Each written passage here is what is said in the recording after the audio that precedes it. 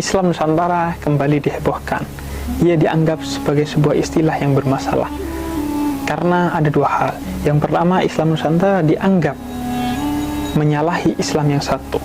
Bagi sebagian umat Islam, Islam dinilai haruslah satu. Tidak ada varian-varian di antara Islam itu sendiri.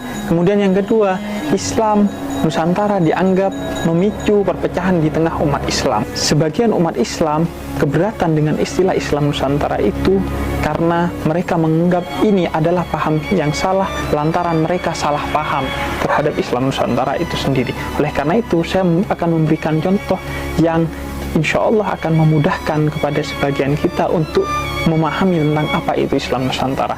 Salah seorang guru saya pernah menemuinya dan beliau bercerita bahwa beliau sebagai salah satu lulusan pondok pesantren di negara Arab ketika pulang ke Indonesia dan menerapkan konsep serta sistem dakwah yang relatif berbeda dengan konsep dan sistem dakwah Islam dari teman-teman seangkatannya lulusan pesantren di Arab yang pulang ke Indonesia. Beliau kemudian dikucilkan karena dianggap membawa konsep Islam yang berbeda. Kemudian beliau katakan bahwa sesungguhnya beliau memisalkan Islam itu seperti gandum. Kiainya yang di Arab kemudian memberikan gandum kepada semua lulusannya yang akan pulang ke Indonesia untuk kemudian diberikan kepada orang Indonesia. Ketika sampai di Indonesia, murid-murid yang lain kemudian membagikan gandum itu tanpa perlu mengetahui apakah gandum itu akan disukai dan dikonsumsi oleh masyarakat Indonesia. Sedangkan kiai saya ini kemudian dia bercerita, dia terlebih dulu menyimpan gandum itu dan kemudian melihat bahwa realitas masyarakat di sekitarnya tidak mengkonsumsi gandum, melainkan mengkonsumsi nasi. Oleh karena itu kemudian beliau berpikir ulang untuk membagikannya sebagai sebuah gandum. Akhirnya setelah beliau berkeliling bahwa beliau mengetahui orang-orang di sekitarnya itu mengkonsumsi roti, sehingga gandum yang diberikan oleh kiainya dari Arab beliau sebarkan kepada masyarakat sekitarnya ketika sudah diolah menjadi roti terlebih dahulu. Inilah yang kemudian dipermasalahkan oleh kawan-kawan seangkatannya. Padahal beliau jelaskan gandum yang dibagikan dalam bentuk roti oleh beliau sebenarnya hanya agar masyarakat di sekitarnya lebih menerima gandum itu dan mau mengkonsumsinya. Sebab jika dibagikan sebagai sebuah gandum, relatif akan ditolak oleh masyarakat sekitarnya karena mereka tidak terbiasa mengkonsumsi gandum. Olahan gandum itu bisa bermacam-macam, bisa roti, bisa bubur gandum, dan lain sebagainya.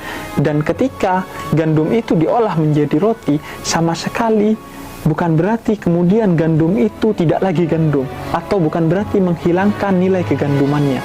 Oleh karena itu, kritik terhadap Islam Nusantara bahwa Islam Nusantara menyalahi Islam yang satu sebenarnya tidak tepat.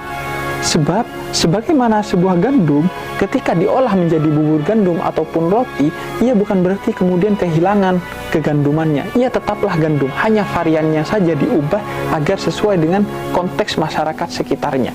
Begitu juga Islam Nusantara. Ketika Wali Songo masuk ke Indonesia, melihat realitas budaya masyarakat Indonesia yang sangat berbeda dengan masyarakat Arab, maka Islam itu kemudian diolah dan didakwahkan sesuai dengan nilai-nilai kebudayaan di Nusantara pada saat itu, sehingga Islam yang ada di Indonesia berbeda kemudian dengan Islam yang ada di Arab. Namun perbedaan keduanya sama sekali tidak menyalahi Islam yang satu dari Rasulullah SAW itu sendiri. Kemudian masalah yang kedua adalah Islam Nusantara dianggap akan menjadi biang perpecahan di tengah perbedaan Islam Nusantara dengan Islam-Islam lainnya, misalnya dengan Islam di Arab. Sebenarnya keberatan ini juga tidak berdasar. Sebab ketika kemudian orang-orang yang suka kepada roti dan suka kepada bubur gandum, mereka kemudian tidak boleh berpecah belah di tengah perbedaan itu. Jangan ada orang-orang yang memakan bubur gandum menuduh bahwa orang yang memakan roti itu sebenarnya tidak memakan gandum hanya karena berbeda olahannya. Begitu juga Islam. Seharusnya Islam Nusantara dengan orang-orang yang memiliki karakteristik Islam yang berbeda, mereka tidak seharusnya saling berpecah belah di tengah perbedaan. Dan itu memang terbukti dalam realitas masyarakat Indonesia. Kita sudah terbiasa dengan perbedaan Islam Muhammadiyah dan Islam Nahdlatul Ulama misalnya. Tapi kita tidak pernah terpecah belah di tengah perbedaan itu. Karena itu memang menjadi sunnatullah. Allah kemudian mengajarkan dalam Al-Quran bahwa baik perbedaan maupun persatuan adalah dua hal yang menjadi sunnatullah dan ajaran dari Islam itu sendiri. Dalam Al-Quran bahwa Allah menciptakan kita berbeda-beda bangsa, suku, dan lain sebagainya. Allah katakan perbedaan itu adalah sunnatullah. Oleh karena itu kalian tapi harus saling mengenal sehingga kalian bisa saling bersatu di tengah perbedaan itu sendiri. Dan itulah yang diajarkan oleh imam-imam madhab dalam fikih. Begitu juga tokoh-tokoh Islam di Indonesia. Mereka mengajarkan di tengah perbedaan sebagaimana dikatakan oleh Syauqi, salah satu penyair Arab, di tengah perbedaan yang terjadi jangan sampai perbedaan itu merobek rasa kasih sayang sebagai manusia di antara kita. Sebuah kisah dari Prof. Umar Syihab dalam sebuah karyanya menjelaskan secara utuh bahwa perbedaan di antara tokoh-tokoh di Indonesia maupun imam-imam di antara imam-imam fikih itu tidak pernah menjadikan mereka terpecah belah di tengah perbedaannya.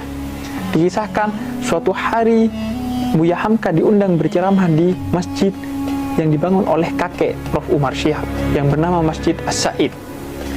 Di sana sebelum kemudian tiba waktu berceramah, Buya Hamka yang diundang pada saat itu diawali dengan acara maulid. Buya Hamka dikisahkan duduk mengikuti maulid Nabi dan berdiri ketika mahalul qiyam sebagai bentuk penghormatan kepada komunitas yang ada di sana. Dan ketika beliau berceramah, beliau kemudian bercerita tentang kisah yang juga dikisahkan oleh Kiai Haji Hasyim Asy'ari dalam sebuah karyanya, bahwa Imam Syafi'i di tengah perbedaan yang bahkan sengit dengan Imam Abu Hanifah, Imam Syafi'i menolak konsep istihsan yang dikembangkan oleh Imam Abu Hanifah. Namun di tengah perbedaan itu mereka tetap ada dalam penghormatan dan suasana yang hangat di antara mereka dalam satu kesatuan. Oleh karena itu Imam Syafi'i pernah berziarah kepada Imam Abu Hanifah dan menghatamkan Quran beberapa kali yang beliau hadiahkan kepada Imam Abu Hanifah. Maka perbedaan antara Islam Nusantara, Islam berkemajuan, Islam Nahdlatul Ulama, Islam Muhammadiyah itu hanyalah varian tafsirnya. Perbedaan itu tidak berarti kemudian menyalahi Islam yang satu dan juga tidak seharusnya menjadi biang perpecahan. Karena di atas perbedaan itu kita diajarkan oleh Rasul untuk saling bersaudara, ukhuwah Islamiyah, yang dikatakan diibaratkan kita sebagai satu tubuh. Di tengah perbedaan mata dan kaki, namun ketika kaki tergelincir dan luka, maka mata juga akan menangis. Itulah rasa kasih di tengah perbedaan. Dan begitulah Rasul mengajarkan kita agar tetap berkasih sayang di tengah perbedaan di antara kita sebagai umat Islam.